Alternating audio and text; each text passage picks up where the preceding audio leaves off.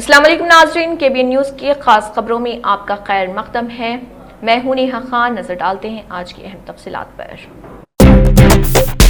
Jubilee Hills کے ضمنی انتخاب کی مہم میں صرف 48 گھنٹے باقی رہ گئے۔ وزیر پونم پربھاکر نے یوسف گڑھ ڈویژن کا ایک طوفانی دورہ کیا۔ وہ ڈویژن میں قائم دفاتر تک موٹر سائیکل پر سفر کر رہے، رہنماؤں سے رابطہ کر رہے اور مقامی رہنماؤں کے ساتھ ہر ووٹر سے ذاتی طور پر ملاقات کر رہے۔ وہ کانگریس پارٹی کے امیدوار مقامی اور تعلیم یافتہ نوین یادو کو ووٹ دینے کی عوام سے اپیل کر رہے۔ پنگل راؤ نگر میں مقامی قائدین سنجے گوڑ اور فیروز خان کی قیادت میں BRS BJP کارکنوں اور قائدین نے وزیر پونم پربھاکر کی موجودگی میں کانگریس پارٹی میں شمولیت اختیار کی۔ وزیر پونم پربھاکر نے انہیں پارٹی کھنڈوا پہنا کر پارٹی میں مدعو کیا۔ وزیر پونم پربھاکر نے کانگریس پارٹی میں یقین رکھتے ہوئے پارٹی میں شامل ہونے والے نوجوانوں اور خواتین کا خیر مقدم کیا اور کہا کہ جوبلی ہلز کی ترقی صرف کانگریس پارٹی سے ہی ممکن۔ انہوں نے ان سے کہا کہ وہ کانگریس امیدوار نوین یادو کو ووٹ دیں اور انہیں 11 تاریخ کو ہونے والے انتخابات میں جیت دلائیں۔ وزیر پونم پربھاکر نے کسی کو بھی کانگریس میں شامل ہونے کی دعوت دی۔